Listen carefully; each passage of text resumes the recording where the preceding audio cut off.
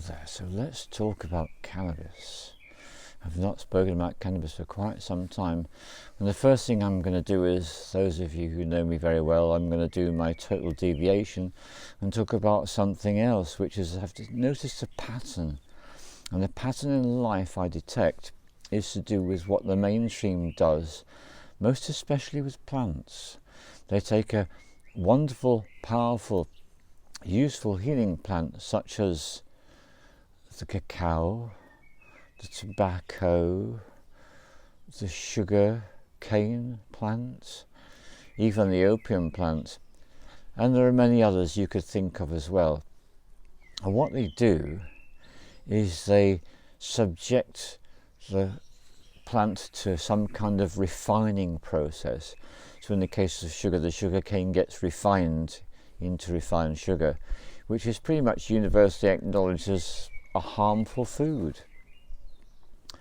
The same thing applies, in my personal opinion. It's very much a shamanic film here. Take the cacao plant. You've got chocolate from a very well-known English chocolate maker, and they have roasted that cacao bean 3 times, and they've flooded it with loads of sugar, and they've even put soy lecithin in there, which is something I would not recommend anyone to consume, and that's only put in so that it keeps for longer. So you take a wonderful cacao plant and you produce a chocolate which is pretty much toxic. Similar things been with the tobacco plant. The tobacco plant in its own right is a healing medicine, and this is renowned particularly in South America and the Caribbean, and there are herbals compiled about the benefits of the tobacco plant, and in recent time there's more and more evidence to suggest that tobacco has got many healing properties, particularly in terms of Western illnesses. And yet the huge majority of all the tobacco that's available has been adulterated. It's had additives put into it which have resulted in it becoming a harmful substance to consume. And there is now a backlash, and as much as it's now possible to buy tobacco which is additive free, even organic, and these tobaccos are medicinal. And perhaps the most important example of medicinal tobaccos is the mapacho plant, which has been grown in traditional ways in the Amazon, and it's completely uninterfered with by the modern mainstream, and that is a very powerful healing plant. And there are some shamans who work with a plant spirit, and the only plant spirit they work with is tobacco. That is more than enough for all their shamanic practice. So that's my introduction to this subject.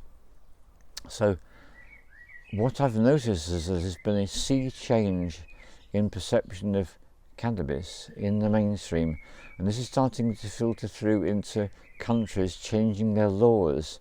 And at first it seemed like, oh, that's an exciting development, oh, wonderful. It's becoming no longer stigmatized and demonized as it had been for pretty much the entire 20th century, pretty much all over the world. I do believe there's at least one country where you can still receive the death penalty for possession of this plant. So it's not all over by any means. But this is what I want to talk about. I want to talk about the fact that just as much as the mainstream has been interfering with tobacco, cacao, sugar, opium and a whole load of others, obviously opium gets interfered with into heroin and morphine, but I'm talking about cannabis now. Well, over the years, and particularly over recent years, I've been becoming increasingly uneasy about cannabis, and this has actually been in complete alignment with this increased decriminalisation, legalisation.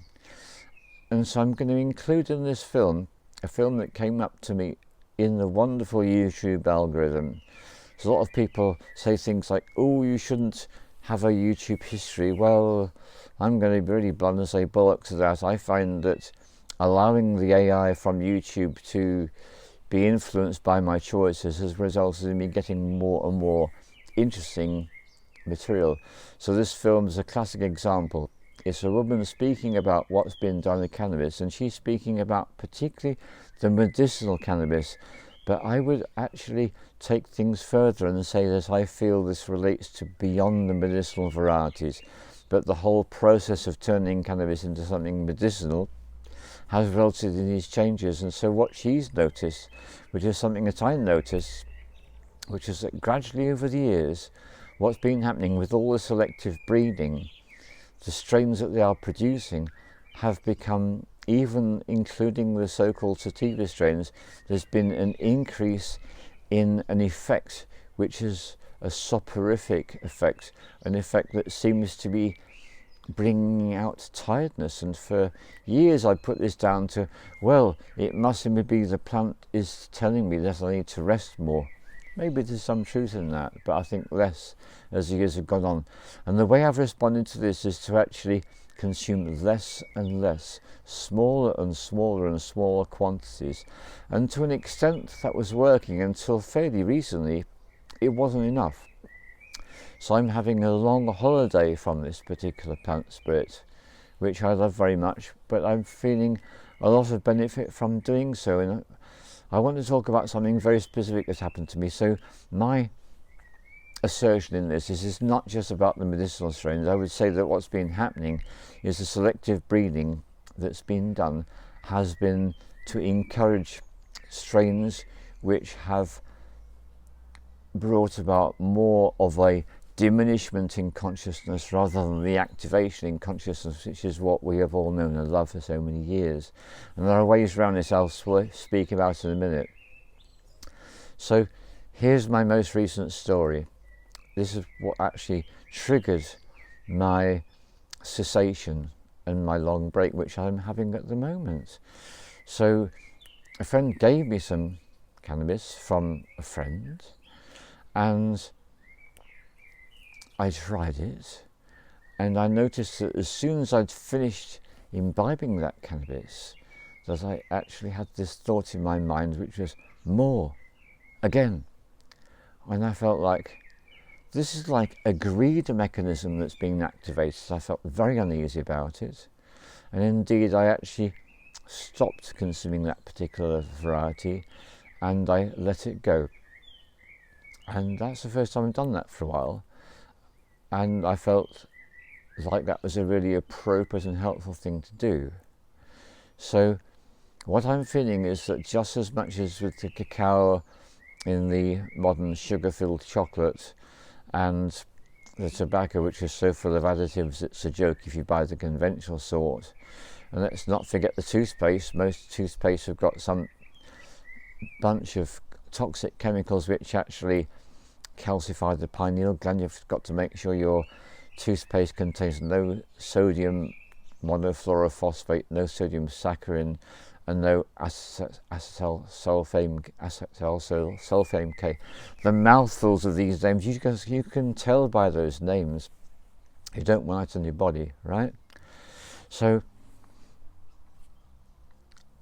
my feeling is that this is a major degree of interference, and yet again the plant that we used to be able to trust implicitly, we can no longer do so. So there was this greed factor. It felt like there had been something done to the strain to encourage overconsumption that I clearly wasn't happy with.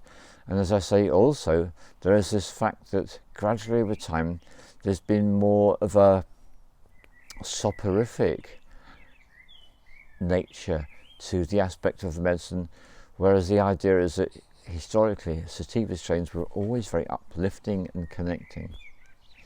So those are some of my observations, and as always I'm going to be very interested and curious to know what you find about how things are getting on for you. It could be maybe there are other reasons, but when I saw this film I thought, maybe there's a link being made here, and maybe I'm not the only one that is aware of this. I'm also aware of close personal friends who've taken the choice in relatively recent times to say goodbye to that particular plant.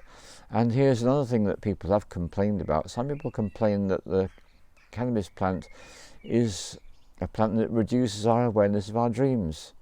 Now, because I've been only consuming very tiny amounts, that's not actually affected me, but I've heard that mentioned too. So my feeling is to do with the very modern strains. And here's the other thing I want to add. When I'm in India and I work with the landrace strains in India, none of these problems apply. And you look at the plant and it looks quite scraggy, and there may be seeds in it because it's not Sensimedia. It's clearly not a selectively bred variety. None of these issues I'm speaking about exist. It's still the good friend I've always known. However, there was one exception.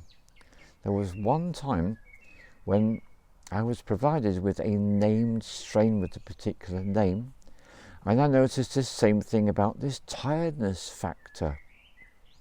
And that's the only example I've had of a native Indian strain, so that's because I suspect of the selective breeding. So this is what I'm suggesting. I'm suggesting people need to be, if they're having anything to do with this plant, be aware, is what you're consuming a selectively bred product, or is it what we call a landrace strain? A landrace strain means a wild type, one that has not been interfered with genetically. So I'm going to leave you with all that to contemplate and ponder, and I'll be very interested to know your opinions in due course.